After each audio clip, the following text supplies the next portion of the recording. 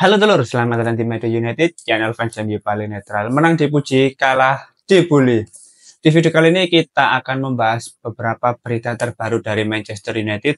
Ada update-update baru yang menurutku cukup menarik untuk kita bahas bersama.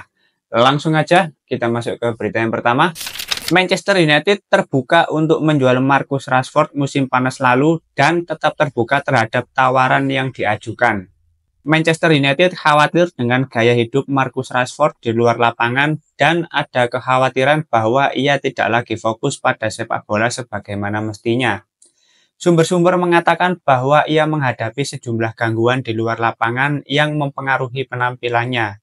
Kepindahan ke Arab Saudi adalah pilihan yang bagus bagi Marcus Rashford, sementara PSG juga sedang dibicarakan untuk saat ini. Oke, ini ya, kalau misalkan ada berita terkait penjualan Marcus Rashford itu sebetulnya sudah nggak kaget. Karena memang sudah harusnya dijual dari dulu.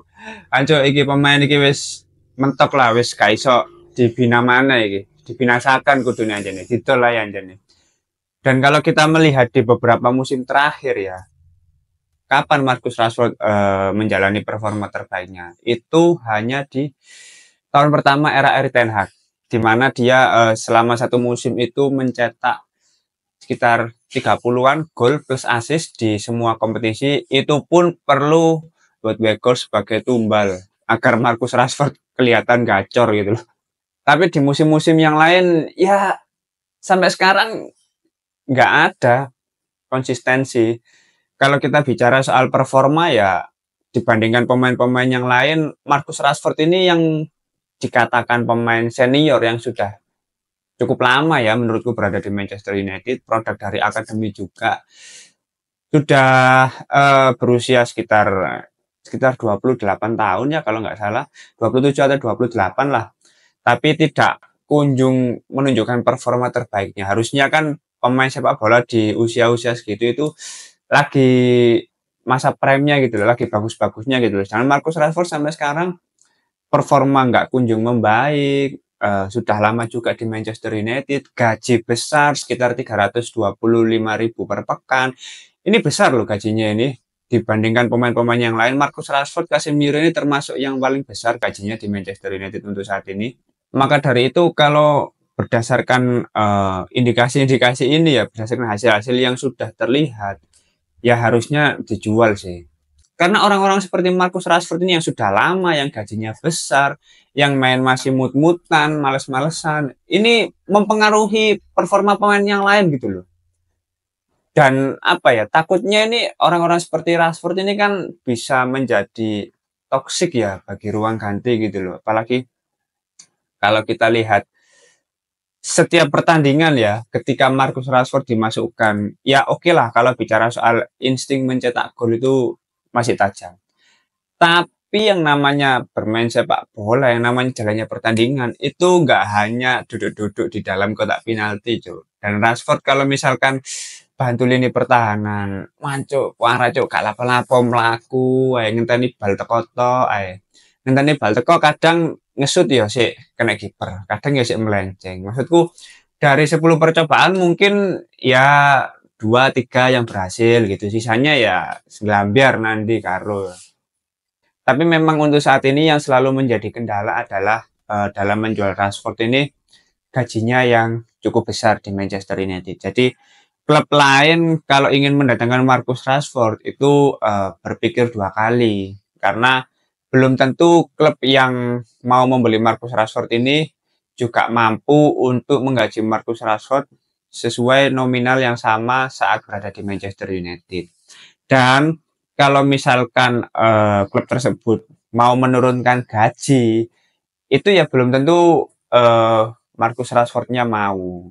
Makanya dia kalau di Manchester United oke lah mungkin masih berjuang di awal-awal agar posisinya masih aman. Tapi nanti lama-lama ya balik gitu-gitu lagi, nggak konsisten lagi, nggak bisa memberikan dampak yang signifikan, memberikan aura yang positif bagi rekan setimnya, nggak bisa. Emang wis males, Cuk. Apalagi tadi kan sudah ada berita bahwa dia sudah tidak fokus lagi di sepak bola. Dia lebih mementingkan gaya hidup di luar lapangan. Beberapa masalah mempengaruhi performanya ketika berada di atas lapangan. Ini kan berarti sepak bola itu seolah sudah bukan menjadi passion. Dia lebih mementingkan gaya hidup. Ya entah gaya hidup yang seperti apa ya, ya mungkin sewajarnya wong sugih rek ya wis. Mendem-deman, clubbing, ngono iku wis urusan wedok-wedok ta apa wis. Mbok cuk aku gak karo cuk wong kene wong susah, gak ngerti dunia-dunia ngono. Ya, intinya dia kalau sudah tidak fokus di sepak bola lagi, itu sudah terlihat dari performa dari musim-musim sebelumnya itu sudah terlihat. Lah dhek iki ancen wis gak nedol balan cuk, wis wegah koyoke. Semenjak Piala Dunia tahun 2022 itu loh. Wis semenjak itu wis performanya tambah anjlok wis, tambah gak karu-karuan. Dan semoga ya, semoga klub-klub di Arab dan juga PSG ini masih berkenan untuk membeli Marcus Rashford ya, karena kalau klub lain di Premier League apalagi liga-liga Eropa lainnya kayaknya nggak mungkin ya. Ya kembali lagi masalah gaji itu tadi. Kalau misalkan dia mau berkompromi dengan gajinya, kayaknya ya masih cukup banyak klub yang berminat. Tapi kalau tidak mau menurunkan gajinya, wah wis selesai cok, gak ngarep ayu cok sampai kontrak entek yo. Adewe sing fans MU ya kudu sabar-sabaran ae cuk ndelok transfer sing gateli kayak ngono iku. Maksudku gini loh, kalau misalkan manajemen Ineos bisa mendepak Dan Ashworth, Sir Alex, dan ratusan karyawannya dengan segitu mudah, harusnya manajemen juga bisa melakukan hal itu kepada Marcus Rashford dan pemain-pemain lain yang nggak perform. Dan sudah diberi kesempatan beberapa kali gitu loh, tapi masih nggak perform. Ya wajib buang lah. Ketika sebentar lagi sudah mendekati bursa transfer di bulan Januari, ya sudah harusnya diidentifikasi pemain-pemain mana yang harus segera dijual gitu. Ya jangan jangan apa ya, jangan pilih kasih lah. Manajemen langsung didepak gini karyawan dikuai pemangkasan karyawan dan lain sebagainya. Wah ngeri pokoknya. Rego tiket diundakno wis gowendeng pokoke Sir Jim Ratcliffe iki. Tiba saatnya Marcus Rashford gak perform, Diogo Dalot, wah, pokok beberapa pemain yang underperform lah. Dipertahanno ae. Gak nang didol-didol. Ket wis angel cuk. Empu cuk. Asine Rashford iki paling duwe saham dari Manchester United pisan paling. Cuma gak dipublish saya nang media. Makanya masih main elek, apik wis gak genah. Tetap bertahan cuk. Empu kadang aku heran cuk wis. Bola. Pokoknya intinya ya, aku titip pesan ke Pak Jim ya. Pak Jim, tolong segera dijual Marcus Rashford ini. Beneran. Kita sebagai fans yuk kadang wis muak tuh, wis pegel ndelok de nak lapangan gak nah. Ya ngegul-ngegul no, tapi sisanya apa? Ampas cuk, ngadeli. Wis fix jual. Marcus Rashford fix harus dijual. Sekalian cangkem nanti tol pokoknya. Oke, kita masuk ke berita berikutnya. AC Milan menginginkan setidaknya 41 juta pound sterling jika mereka menjual target Manchester United Theo Hernandez. Oke, iki Oke, ini pemain back kiri AC Milan ya yang usianya saat ini 27 tahun. Memang lagi bagus-bagusnya performa dari Theo Hernandez dan saat ini menjabat sebagai kapten di AC Milan ya, seingatku. Kontraknya baru berakhir di tahun 2026 dan secara performa menurutku ini bisa salah satu opsi yang sangat bagus bagi Manchester United, apalagi rumor-rumor beberapa hari terakhir ini kan Alphonso Davies katanya akan memperpanjang kontrak di Bayern Munchen. Ya masih simpang siur lah beritanya. Kalau misalkan Alphonso Davies tetap bertahan di Bayern Munchen, yaitu pilihannya ya, dan Manchester United harus bisa mencari penggantinya. Dan menurutku Theo Hernandez ini salah satu kandidat yang sangat bagus kalau misalkan bisa datang ke Manchester United ya. Karena riwayat cederanya yang masih jarang menurutku, terus secara performa juga stabil, konsisten, dia ofensif juga untuk bantu progresi menyerang, seringkali menciptakan peluang dan intinya kontribusinya sangat nyata lah sebagai sebuah tim ya. Apalagi dia kapten juga di AC Milan, itu menunjukkan ada sisi leadership dari Theo Hernandez ini, dan itu menurutku akan sangat membantu di lini pertahanan Manchester United. Jadi kalau di lini pertahanan ini ada sosok-sosok yang memiliki jiwa-jiwa leadership, itu akan lebih mudah dalam melakukan koordinasi, dan itu akan lebih cepat membangun chemistry antar pemain gitu loh. Jadi untuk meminimalisir apa ya, ya hal-hal kayak miskomunikasi seperti itu. Kalau misalkan di lini pertahanan ini chemistry sudah bagus, komunikasinya sudah baik, ya otomatis akan lebih kokoh gitu loh di lini pertahanan. Dan Theo Fernandes ini, Theo Fernandes mana? Theo Hernandez ini adalah sosok yang tepat menurutku ya, yang bisa jadi opsi bagus bagi Manchester United. Tapi 41 juta, Ineos mau nggak? Manajemen mau nggak mengeluarkan uang seperti itu, sebanyak itu di bulan Januari besok? Ya kembali lagi ya, kalau kamu mau mengeluarkan modal yang cukup besar, yang didapatkan juga bagus, yang lebih berpengalaman, yang sudah matang secara performa, yang sudah siap untuk tanding di kompetisi-kompetisi yang sangat kompetitif gitu loh, terutama di Premier League. Tapi kalau cari yang muda-muda, ya jangan minta bagus gitu loh. Yang ada ya pemain-pemain potensial. Namanya potensial ya, bisa berpotensi, bisa sial gitu loh. Jadi ya tergantung berapa banyak uang yang mau dikeluarkan oleh manajemen ya di bursa transfer besok. Karena kabarnya selain Theo Hernandez, Manchester United untuk saat ini akan bertemu dengan agen bek kiri Paraguay ternama, Diogo Leon, yang saat ini berada di Inggris dan akan menegosiasikan kemungkinan kesepakatan dengan Manchester United senilai 6 juta. Gimana ya? Kalau aku melihat Diogo Leon ini ya, meskipun ya dibicarakan bek kiri ternama dari Paraguay, usianya masih 17 tahun ya. Tapi ya yang namanya Paraguay lur ya, maksudku secara performa biasa saja sih, dan masih sangat minim gitu loh, jam terbangnya itu masih minim banget.